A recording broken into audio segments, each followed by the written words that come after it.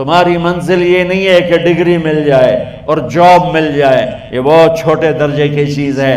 میری، تمہارے وی سی صاحب کی، تم بچیوں کی، بچوں کی ایک ہی منزل ہے کہ یا اللہ تو راضی ہو جا۔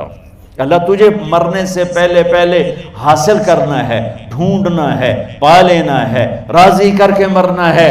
لیتک تحلو والایام مریرۃ ولیتک ترضی والانام غضاب ولیت الذی بینی وبینک عامر وبینی وبین العالمین خراب ولیت الشراب من ودادک صافیا وشربی من ماء المعین السراب فاذا صح منک الود فالکل حین وکل الذی فوق التراب التراب۔ اللہ کو پاتے ہوئے جو سودا کرنا پڑے کر جاؤ۔ عبداللہ بن حذیفہ کو رومیوں نے پکڑ لیا، صحابی ہیں، ان کو آگ میں ڈالنے لگے تو وہ رو پڑے، تو لوگوں نے رومی بادشاہ سے کہا کہ یہ رو پڑا ہے، ڈر گیا ہے، ان کا لے آؤ، میرے پاس لے آؤ۔ ان کو واپس لائے تو رومن بادشاہ نے پوچھا کیوں روئے ہو، موت سے ڈر گئے ہو؟ کہنے لگے موت تو ہمارے لیے سب سے بڑا تحفہ ہوتا ہے، میں اپنی بے بسی پہ رویا ہوں۔ کہ کیا بے بسی ہے؟ کہ بے بسی یہ ہے کہ ایک جان ہے، آگ میں گرتے ہی جل کے راکھ ہو جائے گی، کاش میرے جسم پر جتنے بال ہیں اتنی میری پاس جانیں ہوتی اور میں ایک ایک جان کو اللہ کے نام پہ قربان کرتا۔ آج مرنے کا مزہ نہیں آ رہا، اس پہ رویا ہوں۔ تو بادشاہ اتنا حیران ہوا، اس نے کہا تو میرا ماتھا چوم دے اور میں تمہیں آزاد کرتا ہوں۔ تو اس کا ماتھا چوما، انہوں نے چھوڑ دیا۔ 2000 سال پیچھے چلے جائیں، فرعون دنیا کا واحد انسان ہے جس نے کہا انا ربکم الاعلی، میں سب سے بڑا رب ہوں، اور اپنے آپ کے رب ہونے کا دعویٰ انسانوں میں صرف فرعون کا ہے۔ اس کی باندی مسلمان ہو گئی، موسیٰ علیہ السلام کا کلمہ پڑھ لیا، ایمان چھپتا نہیں، وہ پتہ چل گیا۔ فرعون نے اس کو پکڑوایا، اس کی 2 بچیاں، ایک دودھ پیتی ایک ساتھ چلتی، اور اس نے اپنے دربار میں کڑاہ میں تیل ڈلوایا، نیچے آگ لگوائی، تیل ابلنے لگا۔ جب وہ پوری طاقت سے ابلنے لگا تو اس نے فرعون نے اس عورت سے، اس باندی سے کہا یہ آگ تیرے سامنے ہے، جلتا ہوا تیل، موسیٰ کے رب کو مانے گی تو پہلے تیری بچیوں کو جلاؤں گا پھر تجھے جلاؤں گا، اور اگر مجھے رب مانے گی تو تیرے گھر کو سونے چاندی سے بنا دوں گا، تیرے گھر کو سونے چاندی سے بھر دوں گا۔ اللہ کا پا لینا یہ میری آپ سب کی معراج ہے، اور اللہ کو کھو دینا میرے آپ سب کے لیے ہلاکت اور تباہی ہے۔ سنو اس نے کیا کہا۔ اللہ نے اپنی محبت کو ماں سے تشبیہ دی ہے، باپ سے نہیں دی، اور چھوٹا بچہ زیادہ ممتا کو لیتا ہے۔ وہ کہنے لگی فرعون یہ تو میری 2 ہیں، میری 100 ہوتی تو اللہ کے نام پہ آج میں قربان کر دیتی۔ فَقْضِ مَا أَنْتَ قَاضٍ، کر جو تجھے کرنا ہے۔ تو پاگل ہو گیا، غصے میں کہنے لگا اس کی بڑی بیٹی کو ڈال دو۔ تو انہوں نے اس کو یوں ٹانگوں سے پکڑا اور وہ چیختی چلاتی ہوئی تھی۔ ماں کا ایک بول اس کی جان بچا سکتا تھا، اور پھر گھر جا کے توبہ کر لیتی، وہ کہتی اللہ مجھے معاف کر دے، میں نے کلمہ کفر کہا۔ اس کو ٹانگوں سے پکڑا ہوا ہے، اس کے ہاتھ نیچے جھول رہے ہیں، اور وہ اماں بھی کہہ رہی کہ مجھے بچا لو۔ ماں نے اپنی آنکھوں سے بچی کو تیل میں یوں ڈوبتے دیکھا، اور پھر وہ ابھری جیسے مچھلی تلنے کے لیے، جیسے مچھلی تلی جاتی تو باہر آ جاتی، اوپر آ جاتی، تو وہ ایسے بلبلے اٹھ رہے تھے۔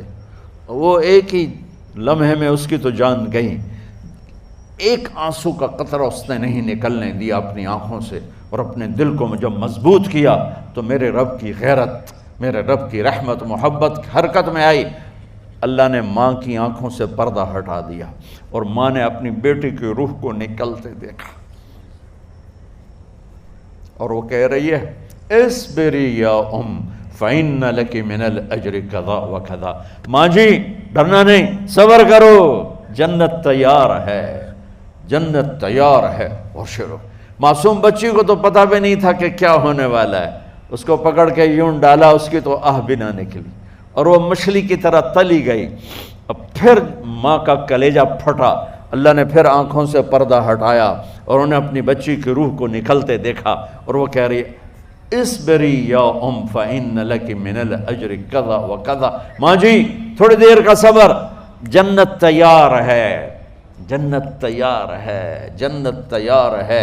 اللہ کو پایا سب کچھ پایا، اللہ کو کھو دیا سب کچھ کھو دیا۔ جب اس کو پکڑ کے لے جانے لگے، اس نے فرعون کو دیکھا، فرعون اس کی آنکھوں میں آنکھیں نہیں ڈال سکا، نظریں نیچے ہوں گی اس کی۔ کہنے لگی میری ایک بات مانو گے، میری ایک خواہش پوری کرو گے؟ فرعون نے پوچھا کیا؟ کہ جب میں بھی جل جاؤں تو میری اور میری بچیوں کی ہڈیوں کو اکٹھے دفن کرنا، باہر پھینک نہ دینا، دفنا دینا۔ فرعون نے کہا تمہاری یہ خواہش پوری کی جائے۔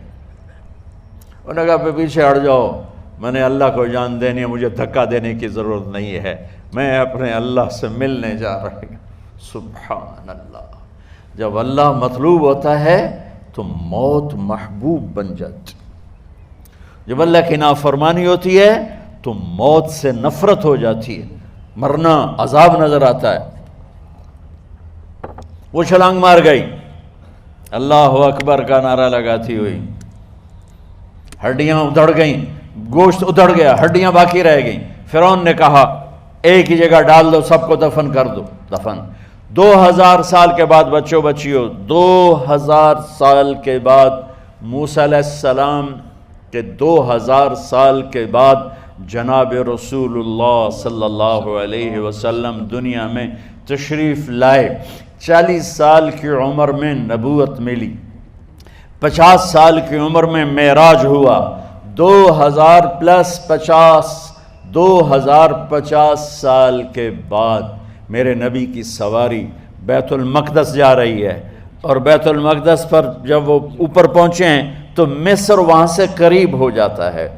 جب وہ اترنے لگے تو میرے نبی نے کہا جبریل جنت کی خوشبو آ رہی ہے، جبریل جنت کی خوشبو آ رہی ہے۔ کہاں سے آ رہی؟ ابھی تو جنت اوپر ہے، ابھی تو اوپر جانا ہے، تو یہ زمین سے جنت کی خوشبو کیا آ رہی ہے؟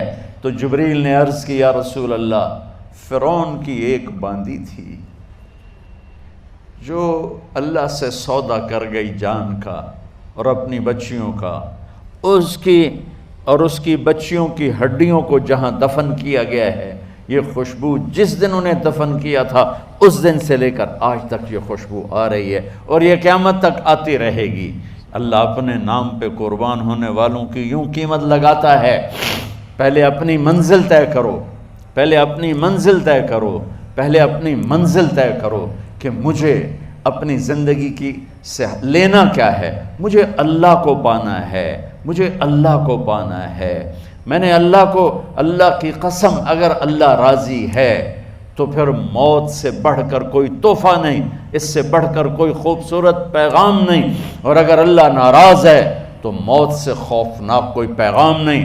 عمر بن عبدالعزیز 3 بر اعظم پر حکومت کی، عمر بن عبدالعزیز، بنو امیہ، مروان 9 مہینے حکومت کی، اس کا بیٹا عبد الملک بن مروان 21 برس حکومت کی، اس کا بیٹا ولید 10 سال حکومت کی، اس کا بیٹا سلیمان 2.5 سال حکومت کی۔ اسی تخت پر بیٹھے عمر بن عبدالعزیز۔ پہلے چاروں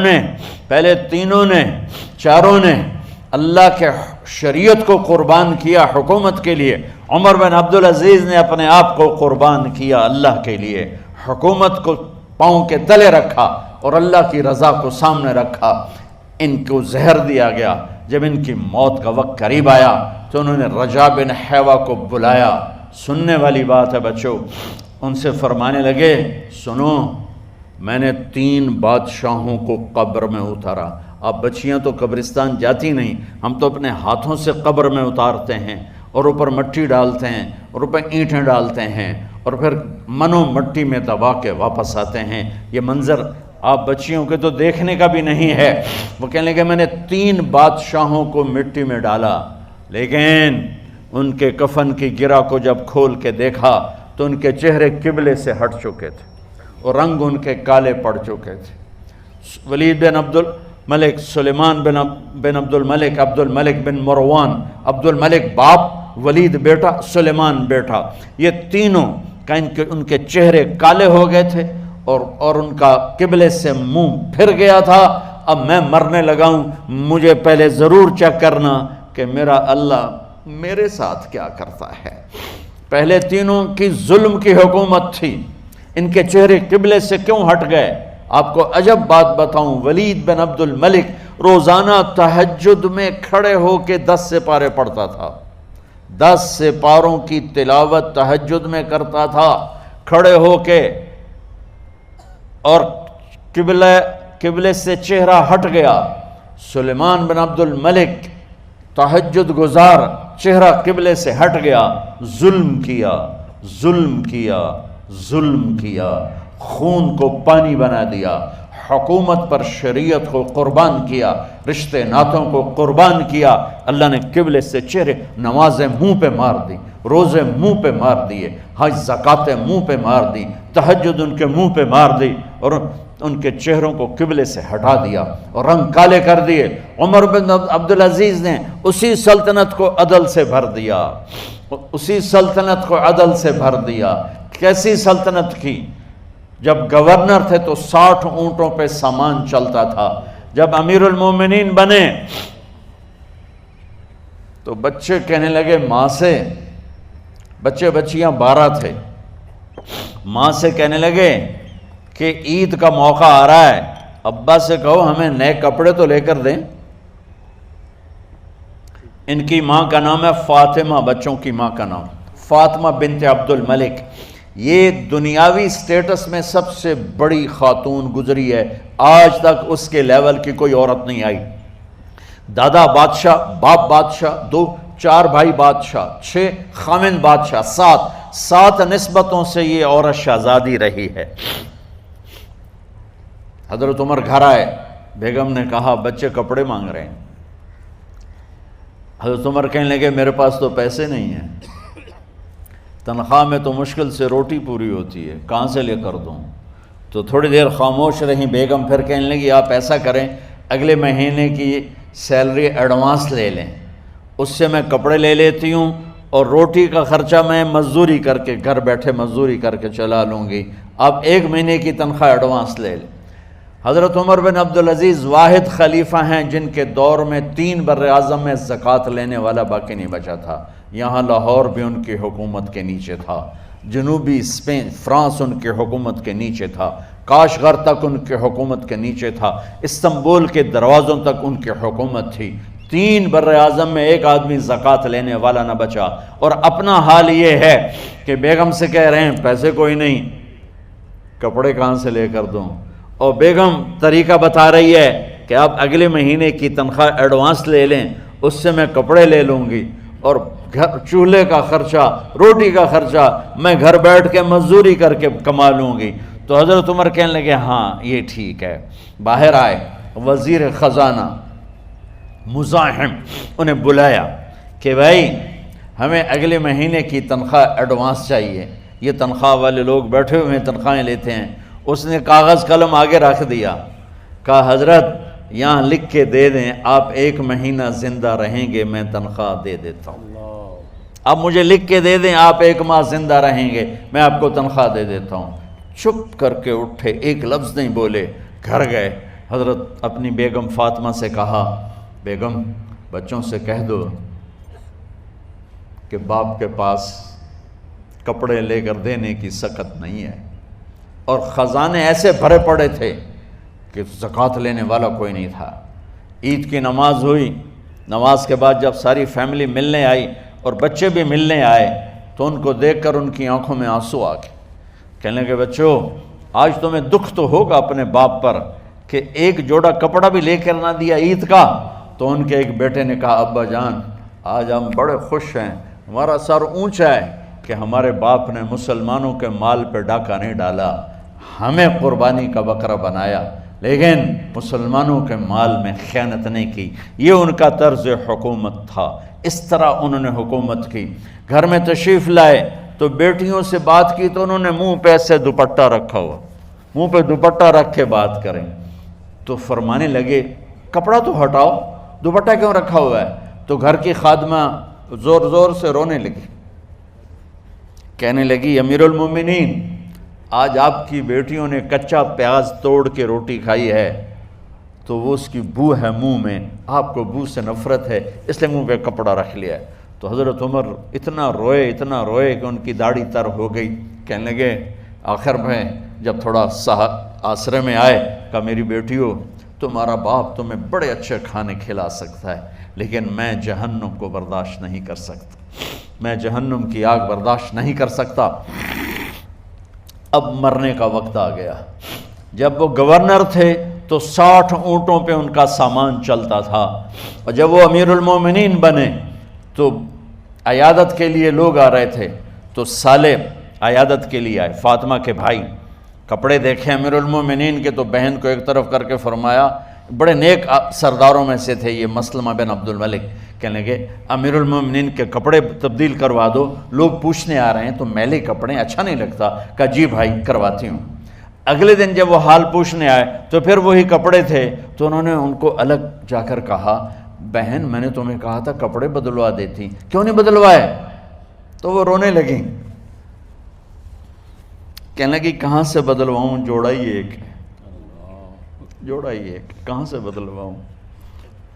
اور حکومت کتنی تھی؟ 3 بر اعظم کی، 3 بر اعظم کی حکومت۔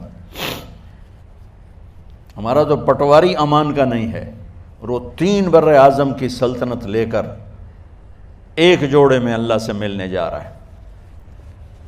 جب ان کا انتقال ہوا،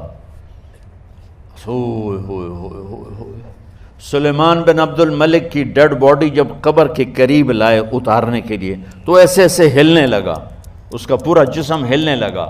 تو اس کے بیٹوں نے کہا کہ ہمارے ابا زندہ ہیں، تو حضرت عمر نے فرمایا بیٹو زندہ نہیں ہیں، عذاب قبر جلدی شروع ہو گیا ہے، عجل اللہ بالعقوبہ، قبر کی پکڑ پہلے شروع ہو گئی ہے، چھپاؤ اپنے باپ کو جلدی۔ جب عمر بن عبدالعزیز کی ڈیڈ باڈی قبر کے قریب کی گئی اور ان کا بھائی اتارو، بھائی وہ باتیں شروع ہو جاتی ہیں، رومال ڈالو، چادر پکڑو، ادھر سے پکڑو، تو ایک دم ایسے ایک پرچہ ہوا میں اڑتا ہوا سب نے دیکھا، وہ آتے آتے آتے آتے آتے آتے یوں آ کے حضرت عمر کے سینے پر گر گیا۔ سب دیکھ رہے ہیں۔ جب پرچے کو اٹھا کے دیکھا گیا تو اس پہ ایک سطر پہ لکھا تھا بسم اللہ الرحمن الرحیم، اور دوسری سطر پہ لکھا تھا براءۃ من اللہ لعمر بن عبد العزیز من النار، یہ عمر کے لیے جہنم کی آگ سے نجات کا پروانہ ہے۔ 3 بر اعظم کی سلطنت لے کر وہ جنت کا پروانہ لے کر دنیا سے گئے۔